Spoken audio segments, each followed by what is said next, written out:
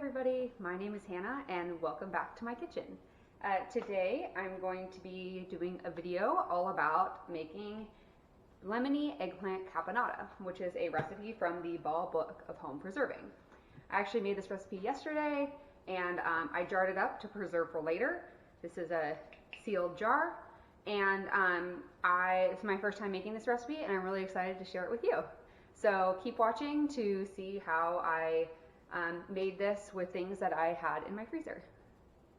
Okay, so this recipe calls for a cup of onion, 2 pounds of tomatoes, a yellow bell pepper, which I'm going to skip because I don't have that today, 6 cups of diced eggplant, and a few spices. So I'm going to start with the tomatoes. I've already chopped up the onion and the eggplant, and these are eggplant and tomatoes that I got. I'm a member of a farm share, and so I got these a few months ago and I just didn't have time to deal with them, so I just put them whole in a bag and put them in my freezer. So now I've got partially thawed tomatoes and I should be able to just kind of easily peel the peels off. I'm going to put them in over here in my little scrap pile. And I'm going to cut off any little brown bits.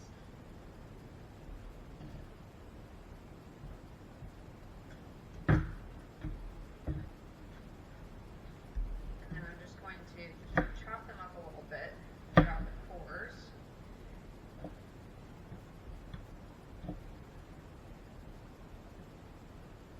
And I've already measured or weighed these. These are just 4 tomatoes and they're about 4 kind of big tomatoes. They end up being about 2 pounds.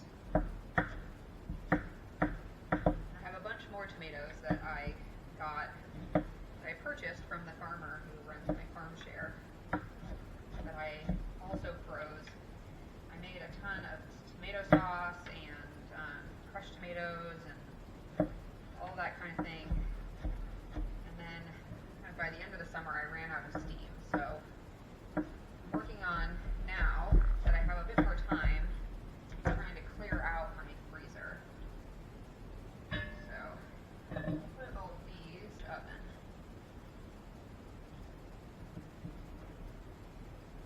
And this eggplant I also just freezed whole.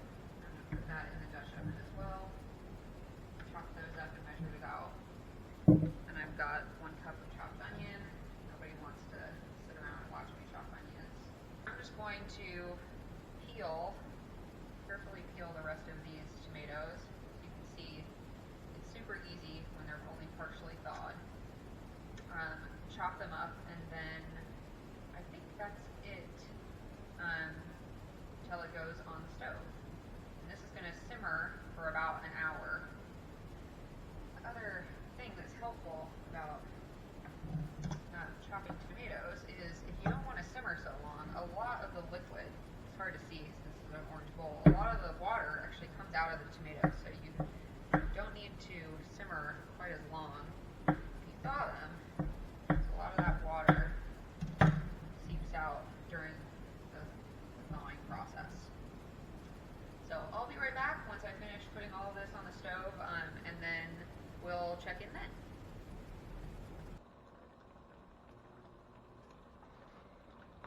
Hi everyone, welcome back. As you can see, our caponata has thickened up quite a lot. I can scrape along the bottom of the pot and get kind of a clear run through. So I think it's pretty thick and ready to move on to the next part. Next part is to add 1/3 of a cup of chopped olives and 1/4 cup of capers. Now, I'm not a big fan of capers, but I love olives. I know that's kind of weird. So I'm just going to go with all olives. And the recipe is with green olives, but I have black, so I'm sure it'll be fine. And I'm just going to, they're halved right now. I'm just going to cut them into slightly smaller pieces. And I'm going to add them into my pot, along with any of the juice that kind of seeped out. Making a mess. And then, so the next thing is to add 1/2 cup of bottled lemon juice. Now the reason that it's supposed to be bottled is because bottled lemon juice has a consistent pH as opposed to you know, just buying lemons and juicing them, which don't have a consistent pH. So it's important to use bottled lemon juice in canning recipes. So this is half a cup of lemon juice. And then it also calls for 2 tablespoons of honey. Now, my husband and I have a plant-based diet, so we generally don't use honey, but any sweetener, I'm sure, will be fine in this recipe. So I'm going to give this a good mix. Let it simmer for another 10 minutes until you don't see any more of that kind of soupiness. And then I will be back when I jar it up. Alright, so our caponata has finally cooked down. I had to run a few errands, so I turned it off, but I've heated it back up. And what I'm going to do is, first thing is to heat up the jars. So I have my canner here. This is a pressure canner, but I use it basically also to do water bath canning, which is what this recipe is for. So I'm just going to heat up my jars. You don't actually need to sterilize them because we're going to be water bath canning this for longer than 10 minutes. But they just need to be hot so that everything's hot. The liquid that's going into the jars is hot and the jars are hot. So I'm just going to put the jars in the canner, get them all nice and hot. And it'll take a couple minutes. And the water doesn't need to be boiling. These don't need to be sterilized, but it does need to be hot water so that you're making sure that everything is the same temperature when it actually goes into the canner so that your timing is correct. Another note on the timing, so I live at about 2,000 feet elevation, so I need to add 5 minutes on to my water bath canning time. The instructions say to process for 35 minutes, so I'm going to add an extra 5 minutes, so I'm going to be processing these for 40 minutes. Once these jars are hot, I'll come back to you and finish packing the jars and then putting them in the canner. Alright, my sauce is back up to a simmer. My jars are all hot. So I'm just going to take them out of the canner.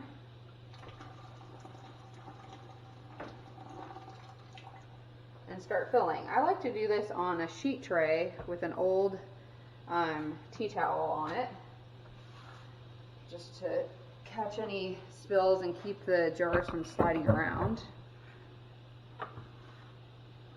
And I'm just going to take my funnel and fill all of these jars to a 1/2 inch of headspace.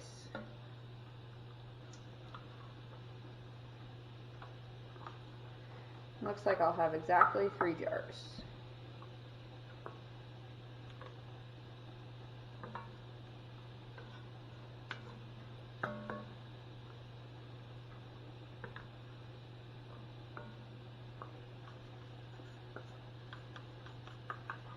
Next thing I'm going to do is I'm going to take my little measure debubbler tool. And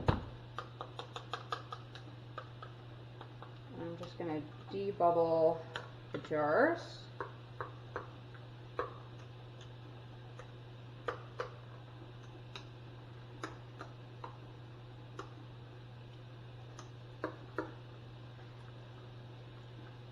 And then make sure I have a 1/2 inch headspace. So 1/2 inch is right there.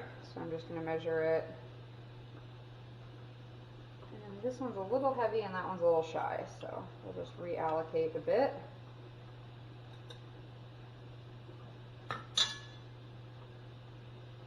Alright, good to go. And last thing is taking our little, I use reusable paper towels, and wiping the rim. While I'm doing that, I'm just going to check and make sure there aren't any nicks on the rim that might prevent the jar from sealing.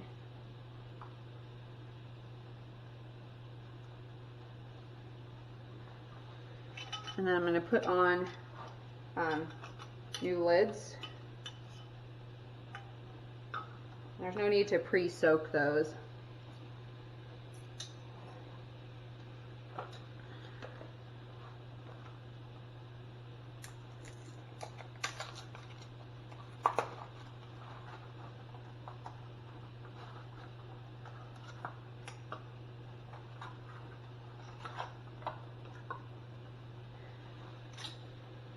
And then take your rings and tighten just down to finger tight.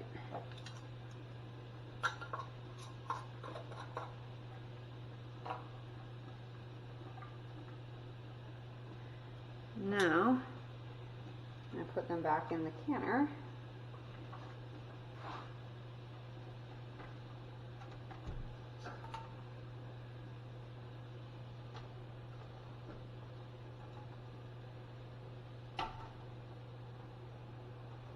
And set my timer for 40 minutes.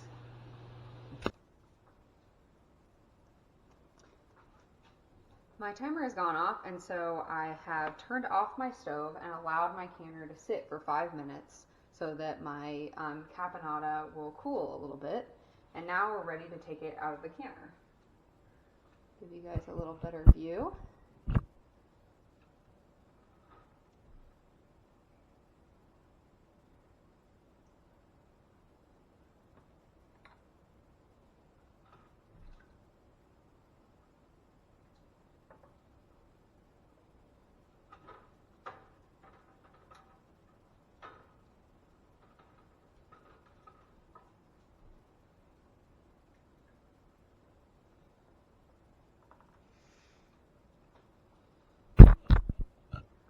Thank you so much for coming and watching my video and for hanging out with me. I really appreciate it, and I hope I'll see you again soon.